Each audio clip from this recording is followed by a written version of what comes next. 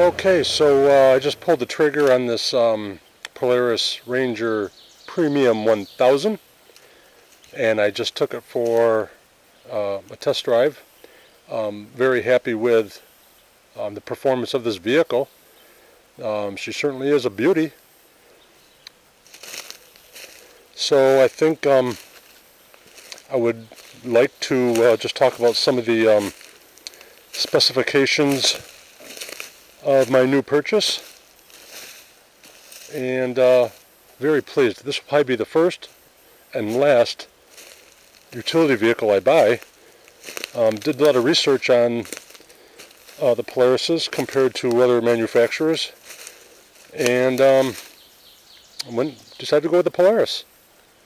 Not just because of cost, but because of dependability, maintenance, and just seems to hold their value.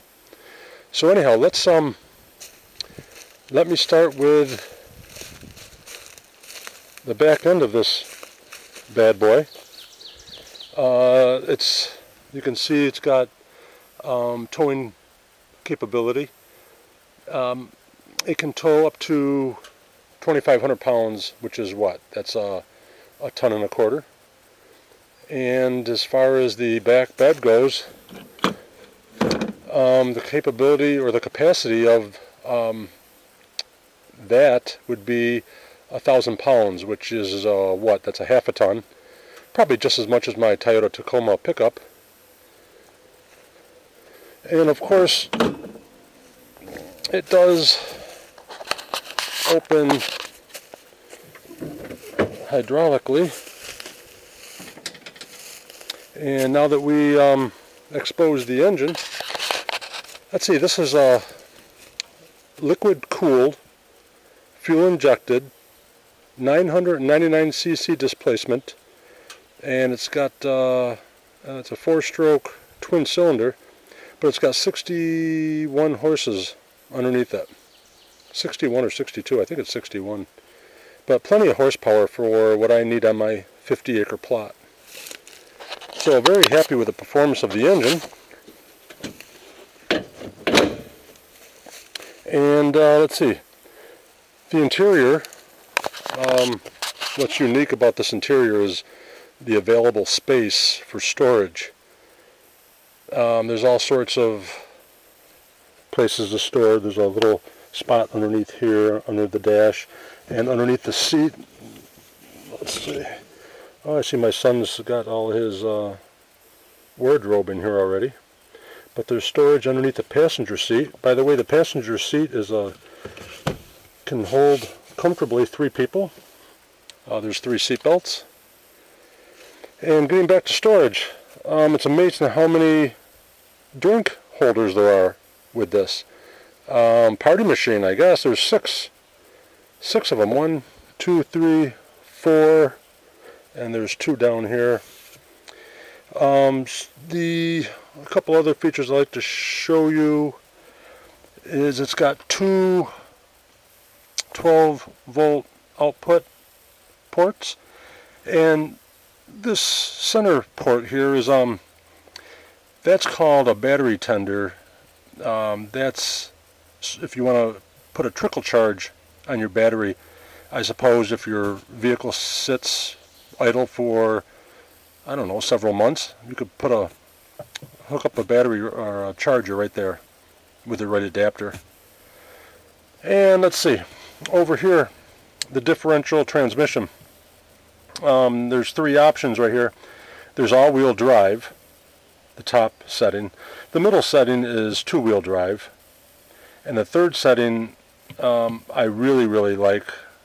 It's so you don't booger up your lawn. It's 1-wheel drive. It unlocks the differential so you can make sharper turns without cutting up your lawn. So, and then of course the transmission, there's a high, low, neutral, reverse, and park. Okay? They don't recommend you go over 20 miles an hour in low. So let's see, the other features are it's halogen light switch right here. It's got a high beam, low beam. And of course I want to show you the digital dash. Let me just turn it over. and this is really cool. So right now, here's the, over on the right is the gas gauge. Then it's got the clock, the time, it's in park, and miles per hour. We're not moving, so of course it's 0. And we have an odometer. Okay. And then we have trip 1, and then the trip 2, to keep track of your miles, whatever trips you take. And this is the volt for checking the battery output. And the engine, this one signifies we have 17.3 hours on this machine. They recommend that the first 20 hours is the break-in period, or 2 tanks of gas. So it's almost broken in. And the next one is the service display. It'll alert you when, I believe it'll alert you when certain things need to be, like the oil change. I'll have to read more on that.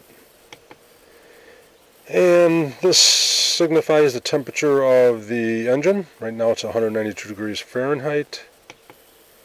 And it's RPMs.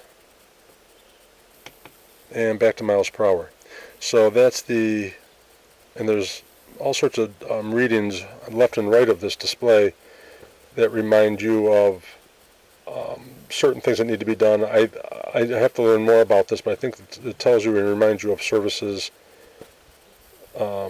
This one here says that your seatbelt's not on. Okay, so let's see. The front and rear have hydraulic suspension.